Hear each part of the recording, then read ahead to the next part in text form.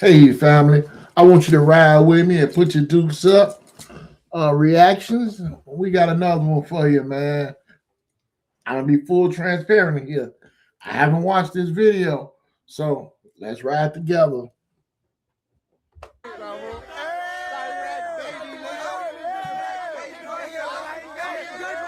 They turn. You know what the fuck going on, man. Hold on, gang. I know what the fuck going on. I am the M. Okay. Oh, the So baby. that's about it. He dead at 24 years old, trying to be a hero, and it cost Damn. him his life. You know, trying to protect his cousins. Tell me how you This really is feel. 24-year-old Savion Hopkins, known to many as Seven, a famous got rapper family and name adult Hopkins. film star whose life was cut short by gunfire in Lincoln, Nebraska, for a reason that would leave his family shattered. In the early morning hours of September 8th, 2024, just before 5:40 a.m., police were called to North 11th Street and P Street in downtown Lincoln after shots rang out in a crowded bar district. When officers arrived, Seven was found suffering from a gunshot wound to the chest. He was rushed to the hospital, but he did not survive. Just hours earlier, he had been with family, back in the city where he grew up, celebrating a loved one's birthday, unaware that the night would end in tragedy. What makes his death Wow. especially heartbreaking isn't just that a rapper and adult film star was shot dead in the street, it's why it happened. But before we get to that, A we rapper have to and a go back Mr. Get It to Man. who Savion Seven Hopkins really was and how loyalty became the very thing that took his life. This is the life and death of Savion Seven Hopkins.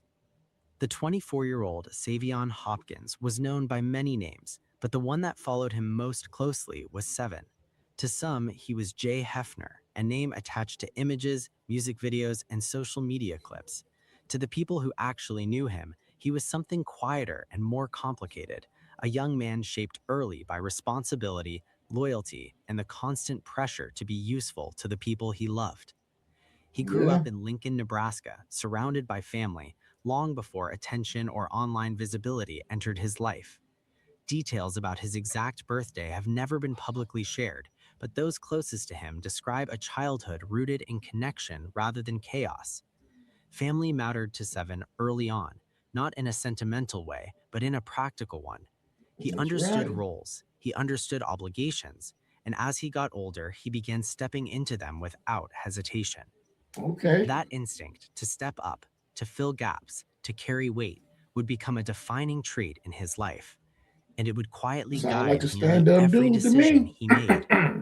From a young age, Seven understood that stability wasn't guaranteed. His mother, Jeannie Brown, struggled with serious health issues, and that reality sat at the center of his world long before adulthood fully arrived. Okay. Watching someone you love grow weaker does something to you. It accelerates maturity, it forces perspective. And for Seven, it meant learning early that love wasn't just something you said, it was something you proved. He didn't grow up Facts. dreaming of fame or notoriety. He grew up Facts. wanting to be dependable, and that desire would push him forward in ways both visible and misunderstood. As he moved into adulthood, Seven didn't drift. He worked, he planned, he searched for ways to turn effort into security. While much of his formal education remains undocumented publicly, what is clear is that he pursued practical skills alongside creative ones. What He difference completed does it make certification anyway? as a venipuncture technician, a path chosen not for glamour but for consistency. It was the kind of decision someone makes when they're thinking beyond themselves. He was building a Look like he foundation even graduated as he there. explored other opportunities. But foundations take time, and time was a luxury Seven rarely felt he had. So Flashy he dresses, expanded stay outward. fly. Seven Okay. began modeling, first casually, then professionally. His athletic build and confident presence made him a natural fit for fitness and fashion campaigns, eventually leading to work as an ambassador for Fashion Nova Men. Modeling opened doors, introduced him to new spaces, and slowly placed him in front of larger audiences. He learned Okay. how to present himself, how to control an image, how to turn attention into leverage. But Gotta attention get a alone bag. doesn't pay hospital bills, and image doesn't carry a family. So Seven made another choice. He entered the adult entertainment industry, including content creation on an infamous platform for models to sell adult content. From the outside, this part of his life became the easiest to isolate, judge, and sensationalize. But within his own world, it was never framed as a lifestyle, it was framed as a solution. According to those closest to him, the decision was driven by necessity, not impulse. It was work that paid quickly, work that could support medical costs, work that allowed him to shoulder responsibilities without asking others to pick up the slack. He got a fresh He one. approached it Just professionally, got twisted. deliberately, and without illusion. Have you ever slept with someone in this house?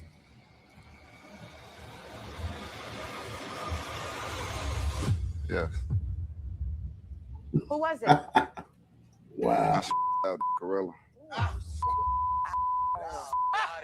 I'm sorry. Yeah, I hit that the bring it around town. Man, type. You feel me? My daughter on a date. You pull up. How you coming to the door? Yeah. So I'm gonna jump out the Lambo. You feel me? Lambo, huh? I'm gonna introduce you. How you doing, sir? I'm all right. Yeah. Is it rented or? It's rented. Yeah. Well, first, respectfully, I'd like to say that my contestant here, he's a porn star. He's had sex with thousands. Wow. I'm a veneer tech. He's going to be cheating I professionally. do veneers. Real now. Wow. He hated on him like I thought I was that. gonna be in the finals with you. I thought it was gonna be us too. Oh, so you knew I was your threat. You were just eye candy. That's really all you are. What are you? I'm more than that. I got more to offer than that. I don't know. You ain't got no kids. No, I don't got no kids. Are you ready to even be like a parent for her? Yes, I take care of kids. He's so confident that he's about to get chosen. You know I'm gonna fucking win. I don't know about you, but I got some real fly shit to put on. Me too. I'm about to fucking shit on your face. You better lay your edges a little better than that. Talk about my edges. Let me see your haircut. Let me see. Don't worry You about got it what my spray line painted or something? I wish I did. I might feel a little better. He's just mad because my edges was laid and his shit look crazy. Y'all got the same race and shit. Go get dressed. You need some time to lay them motherfuckers. Shut the Oh, fuck wow. up. Go fix your Yeah, fucking you dumbass do. hairline. You need some more hairspray. Of course, my longest relationship 4 months, you feel me? But that shit don't even matter for real. Like, we came here to, you feel me? We came here to lay pipe and say goodnight. You know what I'm saying? All that relationship, you and your husband. Still, this wasn't the part of his life that defined him. That part came from somewhere else entirely. Music had always been there, lingering in the background before it ever became visible. Seven didn't stumble into rap, he gravitated toward it. Writing and recording became a way to process pressure, ambition, and identity. Under the name Seven, he released music that reflected hunger and confidence, but also control. His lyrics weren't chaotic, they were measured, intentional. They spoke to someone who understood both struggle and discipline. As his presence grew online, music and modeling began to intersect. Music videos, collaborations, social media promotion, all of it fed into a larger identity he was carefully shaping. To outsiders, it might have looked like hustle culture. To Seven, it was alignment. Every lane he moved through served a purpose, whether it paid immediately or planted seeds for later. Supposed to. Oh, yeah, nice crowd. Okay. I have to go listen to some of his music. Oh, he jumping all in the crowd and shit. Okay. Where did Woo come from? Yeah, Woo really came from Woo, originated by the Woo. Whoop, there it is. Woo, something similar though. So you just switched it up. But like, oh, I'm on the phone. you feel me? But I'm the original Woo. got the first year ever. No doubt. Okay. But even as his visibility increased, his priorities stayed remarkably grounded. He never stopped being a son. He never stopped being a brother. And the way he loved reflected that. His relationship with Malene Murchison revealed that side of him clearly. She described him as her safe place, a man who expressed love openly, consistently, and without games. Seven wasn't emotionally distant or guarded. He said what he felt. He showed up when it mattered. He understood presence wasn't passive, it was protective. That Okay. instinct to protect wasn't something he learned late. It deepened when he became a father. When his daughter was born, something settled in him. At the time, she was just 10 months It old, and she had always do, already man. become his You anchor, had that his reason, seed, that his first constant seed point do of it. reference. He spoke about her with pride, not performatively, but earnestly. Everything he did after that moment carried her presence quietly attached to it. Showing off his press line and Not this feeding me. shit. Oh my fucking god. She's ate 3 meals a day. You had to. For real. Breakfast, lunch, and dinner. We only Some eat people only twice. eat once. Who? That's not me. That's not me. You do his hair, he start acting different. Let me see. Look down. His lashes is You get a messed fresh up, man. dude. There's something about that. After spending his young adulthood building his career, Seven eventually made his home in Ontario, Canada, where he pursued work in music, modeling, and content creation. But family remained central to him, and he traveled often Man, to they have a Lincoln, roof, Nebraska, look the like. town where he grew up, to visit his loved ones. By early September, Seven returned to Lincoln, Nebraska, a place that held both familiarity and history for him. Lincoln, The visit Nebraska. wasn't dramatic, The it hell? wasn't charged, it was centered around family, celebrating a loved one's birthday, reconnecting, spending time in places that felt normal. At the time, it was just another weekend. But something in that trip would change everything. On the Uh-oh. early hours of September 8th, 2024, Seven was in the area of North 11th Street and P Street in downtown Lincoln, Nebraska. He had returned to the city to spend time with family, a visit centered around a loved one's birthday, nothing more than a weekend meant for connection, familiarity, and celebration. The night hadn't begun with tension. It unfolded the way many family weekends do, moving from a private gathering into shared Look time like he lit downtown, doing his surrounded by thing. people he knew, in a city that still Orange felt like top, look home. like he There riding was no slick. sense of danger, no warning White that the night would good. end any differently than it began. Okay, watch out At there some now, point, boy. nearby, an argument broke out. At first, it didn't stand out. Raised voices in a downtown bar district after midnight weren't unusual, especially near closing time. But the exchange didn't die Even down. to rent one of them Instead, cars, you it gotta pulled have a more little people guala in, guala. tightening the space on the sidewalk. Seven noticed the shift when he saw his cousin involved. He stepped closer, not to confront anyone, but to intervene. He moved between his cousin and the center of the argument, trying to pull him away as the situation grew more physical. What had started as words turned into pushing, bodies colliding as the crowd pressed closer instead of backing off. The area became unstable quickly. Multiple people were involved, movement overlapped, voices Okay, competed, like and they in that enjoying confusion, themselves. control Good slipped night. away. Then gunfire erupted. The sound cut through the crowd and panic followed immediately. People scattered in different directions as the sidewalk cleared in seconds. Amid the chaos, 2 men were hit. Seven was one of them. Emergency calls came in almost You know, instantly. I just gotta say, why is it always when it's usually you out having a damn good time, enjoying yourself, turning up, lit, got your people with you, your family, everything clicking on all cylinders, and here come the hater. You can just smell them a mile away. They having too much fun over there. When officers arrived at the place, they found 2 men suffering from gunshot wounds. 7 had been struck in the chest. What Another happened to man was these? injured nearby. But the people responsible for the shooting were nowhere to be found, and so the people who responded could only do the most important thing at the moment: save the victims of the shooting. Paramedics rushed Seven to the hospital, where doctors worked to stabilize him through the early morning hours. Despite medical intervention, his injuries were severe.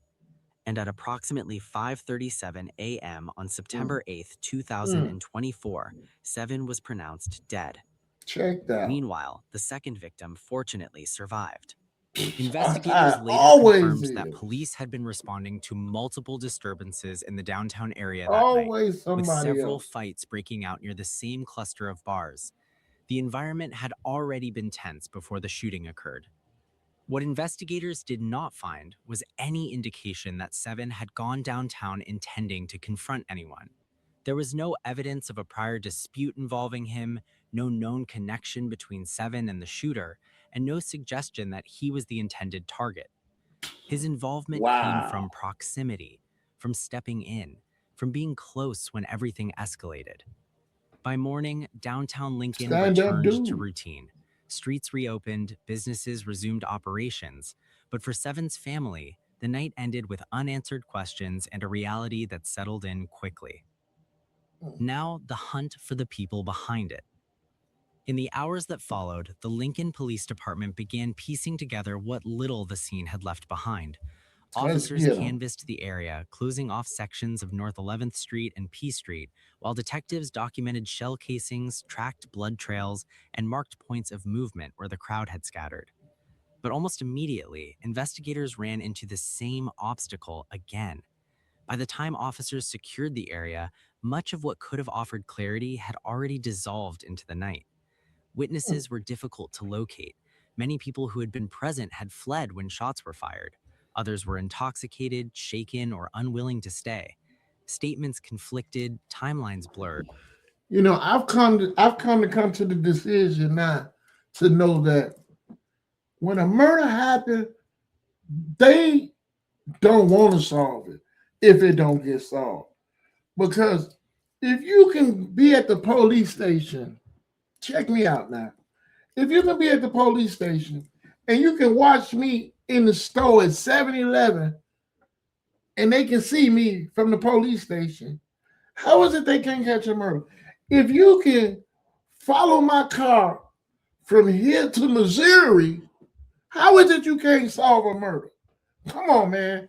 If they don't solve a murder, it's some political behind it and they don't want to solve it. Point blank, period. Descriptions varied widely, from clothing to physical features to the direction the shooter fled. And without a consistent narrative, the case began to fracture. Detectives collected shell casings from the scene and submitted them for ballistic analysis, checking whether the firearm used had been connected to any previous shootings in the area. They also worked to trace the second gunshot victim, hoping that person's account might clarify what had happened in the chaos. But that lead stalled as well. What The happened to second the victim camera? survived, but was unable to provide identifying information that could point investigators toward a suspect. No weapon was recovered, no suspect was detained at the scene, and no immediate arrests were made in the days that followed, which raised a troubling reality. Despite the violence of the incident, the shooting appeared to be spontaneous. Investigators found no evidence of premeditation, no online threats, no prior disputes tied to Seven, and no known relationship between him and the person who pulled the trigger.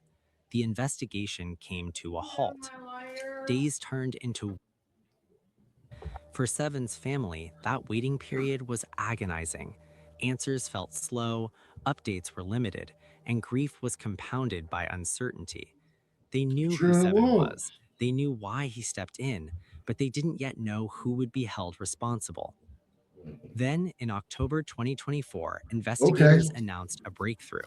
After weeks of reviewing surveillance footage, witness statements, and digital evidence collected from the scene near All North haters 11th must Street go. and P Street, Lincoln police identified two men they believed were responsible for the gunfire that ended Seven's life. The arrests confirmed what Seven's family had feared but long suspected, that his death was not random and that decisions made in seconds had lasting consequences. The first man arrested was Cavion Wright, a 23-year-old from Omaha, Nebraska. Prosecutors identified Wright as the shooter. According to court documents, Wright was armed during the altercation and allegedly fired multiple shots into the crowded area as the fight escalated. One of those bullets struck Seven in the chest. Wright was charged with first-degree murder, use of a firearm to commit a felony, and multiple counts of second-degree assault, reflecting not only Seven's death, but the danger posed to everyone else nearby. Prosecutors argued that firing a gun in such a crowded downtown setting showed an extreme disregard for human life. Definitely The second did. man arrested was Gregory Look at him. Bahati, a 30-year-old from Omaha, Nebraska. Yeah, Bahati was not accused of pulling the trigger, but investigators alleged that his role was just as critical. According to police, Bahati encouraged Wright during the confrontation and was present when the situation escalated. Prosecutors allege that his actions helped push the conflict toward violence rather than away from it. Bahati was initially charged with aiding and abetting first-degree murder, along with related firearm charges. As the investigation progressed, prosecutors strengthened their case, later upgrading his charges to include first-degree murder, citing his alleged involvement and encouragement during the moments leading up to the shooting. We're here today to provide an update and answer some questions related to the murder of Savion Hopkins that occurred on September 8th near 11th and O Streets. On Wednesday, October 16th, 23-year-old Kavion Wright of Omaha, Nebraska, was arrested for first-degree murder, use of a firearm to commit a felony, and 2 counts of second-degree assault. Investigators also arrested 30-year-old Gregory Bahati of Omaha, Nebraska, for aid and abet first-degree murder, aid and abet use of a firearm to commit a felony, and aid and abet 2 counts of second-degree assault. After reviewing video and other digital evidence and interviewing dozens of witnesses, second-degree assault, made the following determinations. On September 8th, shortly after 1 a.m., a series of disturbances and fights took place near 11th and O Streets. While those incidents unfolded, Wright, Bahati, and Hopkins were in the area. However, they were not actively involved in those fights. Just prior to the shooting taking place, Bahati had a minor involvement in one of the fights. Bahati disengaged from the fight, turned and looked towards the area where Hopkins and Wright were standing, and said, "Shoot him," while pointing in the direction of Hopkins. Wright, who was standing behind Hopkins, produced a firearm and fired at least 2 rounds before fleeing the scene. Those rounds ultimately struck Hopkins and led to his death. Video evidence showed Wright flee to a vehicle a few blocks away. That vehicle, a 2021 black Honda Pilot, was owned by a family member of Bahati.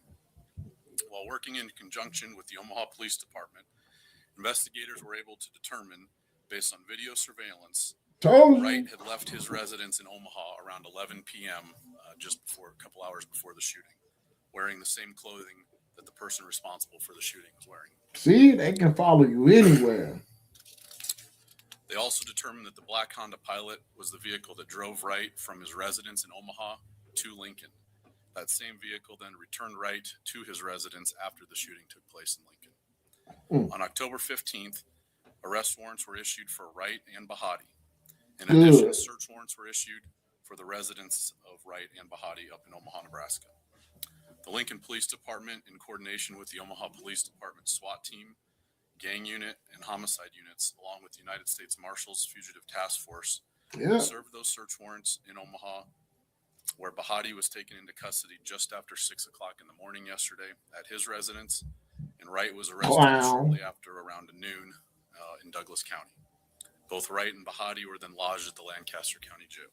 For Seven's loved ones, the arrests brought a complicated mix of relief and devastation. Living his there life. was relief that the case had not stalled, relief that investigators continued working even after the headlines faded. But there was also the reality that no arrest could undo what had already happened. Accountability could move forward, but Seven would not be coming back. While the legal case unfolded, the public response continued to grow. News of Seven's death spread well beyond Lincoln. Fans from his music career, followers from his modeling and content creation work, and people who had never met him but recognized the injustice of the situation shared his story. Rest in peace to Seven. Someone that passed on our show. What? Like during the filming? After. I think that was the hardest part of this whole experience, is like falling in love with these people for different reasons. And that particular person, I really, oh my God. Did you cry when you found out? She was bawling. I was for like weeks. I still think about him and cry. He was laying it down. Because he was such a great man. Like, you guys will get to he know was putting it down as the show airs, but he's not only a beautiful man outside, but like inside too. Like such a big, like he did not miss his parenting time with his daughter. Like his daughter would come on set. I was around him 48 hours, 56 hours. And the 56 hours I was around him, I was like, wow, this is a man. This is like, this is like, right. You know, stand up, dude. So that's about it. He dead. at 24 years old, trying to be a hero. Bro, you're a hater. I don't know who you is, but you're a hater. Protect his cousin. So now, Just last night, we told you that investigators had arrested 2 people they say are connected to that shooting in downtown Lincoln last month that left a 24-year-old man dead. This afternoon, both were in court and formally charged. And both men now behind bars were picked up in Omaha. Right now, it appears as though they will stay locked up for the foreseeable future. 1011's John Grinvald was in that courtroom. He joins us live this evening in the newsroom with the latest on all of this. John? Cole Madison, the judge presiding over this case, determined back-to-back that both of those men will be held in jail without bond. And if found guilty, both could end up spending the rest of their lives in prison. As we tend to see with these arraignments, they don't last long. 23-year-old Kavian Wright is accused of pulling the trigger that night, and he's been charged with first-degree murder, 2 counts of second-degree assault, and use of a weapon to commit a felony. 30-year-old Gregory Bahati is charged with aiding and abetting in those alleged crimes. That shooting took place in the early morning hours of September 8th outside of a bar near 11th and O, with Savion Hopkins dying at the hospital. LPD outlining what sparked the violence earlier today. Just prior to the shooting taking place, Bahati had a minor involvement in one of the fights. Bahati disengaged from the fight, turned and looked towards the area where Hopkins and Wright were standing, and said, "Shoot him," while pointing in the direction of Hopkins. Police say that's when Wright pulled out a gun and fired at least twice before running away. Investigators say surveillance video then caught Wright jumping into an SUV nearby that is believed to belong to a family member of Bahati's. Wright and Bahati will both be back in court on different dates next month. Tributes flooded social media, remembering him not for the moment he was lost, but for the way he lived.